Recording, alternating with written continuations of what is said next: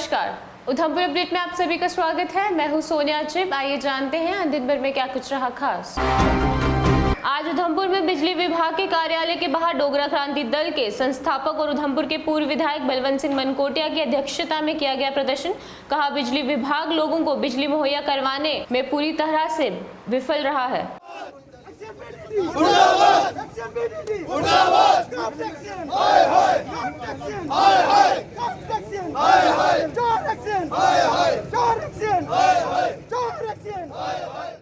Division के जो उधमपुर के एग्जीक्यूटिव इंजीनियर हैं, उनके खिलाफ यहाँ आज उनके दफ्तर के बाहर प्रदर्शन किया गया है। और इनकी जो कार्य प्रणाली है, जब से ये एक्शन आए हैं, ये कभी दफ्तर में दिखते नहीं हैं, लोगों का टेलीफोन नहीं उठाते हैं और ना ही इनकी परफॉर्मेंस बेहतर है। और लगातार आप देख रहे हैं कि कल हमारा पूरा धार रोड जाम करके रखा था लोगों ने, और कोई दिन ऐसा नहीं है जिस दिन कोई ना कोई प्रोटेस्ट नहीं होता इनके खिलाफ।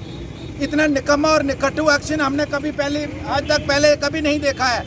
और सिर्फ ये मसला नहीं है कि गवर्नर साहब ये कहते हैं कि आपका ट्रांसफार्मर इतने घंटे में रिपेयर होगा। यहाँ 3-4 दिन से हमारे जिला उधमपुर के ट्रांसफार्मर खराब रहते हैं, उनको रिपेयर करने के लिए इनकी कोई टीम नहीं पहुँचती। रियासी के प्यून गांव से मिंदला माता की छड़ी उधमपुर में पहुंची, जहां पर श्रद्धालुओं का भव्य स्वागत किया गया। आपको बताते चलें कि ये यात्रा हर साल रियासी से मिंदल के लिए रवाना होती है।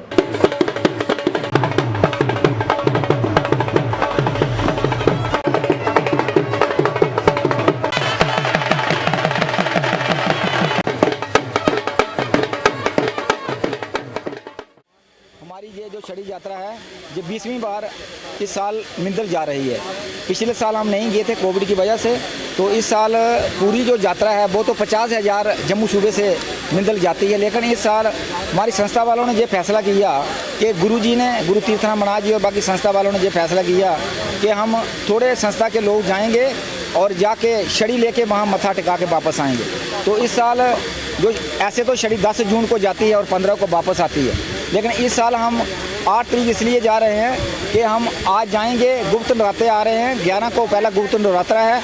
आज रात को किसवाड़ हो गए गौरी शंकर मंदिर, और कल सुबह वहाँ से गुलाबगढ़ से होते हुए सोल माता से मत्था टेकने के बाद तैयारी में रुकेंगे।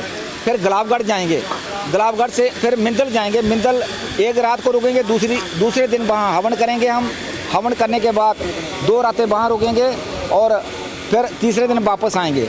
फिर आने के बाद किसवाड़ में सरथल माता में मत्था टेकने के बाद अपने अपने घर आ जाएंगे। हमारी जो वापसी है 13 को हम अपने घर पहुंचेंगे।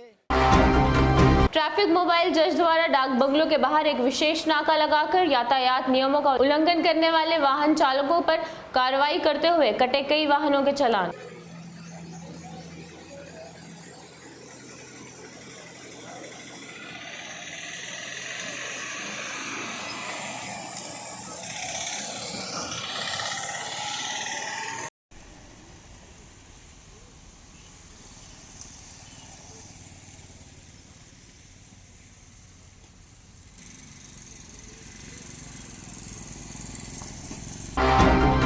जिला विकास आयुक्त कार्यालय के कॉन्फ्रेंस हॉल पे एक बैठक आयोजन किया गया, जिसमें खाना बदोश लोगों को मूलभूत सुविधाएं कैसे पहुंचाई जाएं, इस पर चर्चा की गई। फिर भी हमें, और इसी तरह से हमें वो मिलेंगे, हो सकता है वो जम्मू से चले हों, पठानकोट से चले हों, वो लोग हमें यहाँ पे भी मिल सकते हैं। It's a listing as on the date of the survey. जिस दिन हम सर्वे कर रहे हैं उस दिन की लिस्टिंग ये हो रही है। शेयर की जाए वो एक अलग बात है। मिसाल के तौर पर हमारे पंजाब कुछ फॉर्मेट्स हैं, मैं फॉर्मेट में अभी डिटेल में नहीं जाऊंगा। इस पे हमारे जिसमें आपके शीप, आपके एनुअल हस्बेंड्री, इस टाइप के ऑफिसर डिसीजंस। इनफैक्ट ये मिड कोर्स सर्वे है। मिड कोर्स सर्वे का मतलब हमने मिड कोर्स सारी मीटिंग है। पिछले कोई 7 दिन 8 दिन पहले भी हमने एक मीटिंग ली थी, उसमें भी हमने गुजर, बकरवाल, गद्दीज एंड सिप्पीज़, मेरे डिस्ट्रिक्ट में ये 4 लोग हैं, इन लोगों को हमने सारा बताया था। हमारा अभी तक 56,000 शायद 309 की आबादी है शेड्यूल ट्राइब की। और हमें ये बोला गया है कि जो माइग्रेशन है उसको हमने मॉनिटर करना है। तो उधमपुर जो है वो 2 हिस्सों में काम कर रहा है। पहला ये कि हम रूट्स मैप करना चाह रहे हैं, कौन से रूट्स पकड़ के ये लोग जाते हैं और उन रूट्स में इनको क्या दिक्कतें आती हैं। दूसरा, फिर उसके साथ हमने और बहुत सारी चीज़ें, बहुत सारा सर्वे जो है इन एडिशन करवाना शुरू कर दिया है, जिसमें से कि कोविड वैक्सीनेशन भी इंक्लूडेड है। दूसरी चीज़ मैं चाह रही हूँ कि इन लोगों को हेल्थ और एजुकेशन के अलावा स्किल पे थोड़ा काम किया जाए। स्किल में मेरा मकसद ये है कि ये दूध के साथ काम करने वाले लोग हैं, बट इनका हैंडीक्राफ्ट बहुत ज़बरदस्त होता है।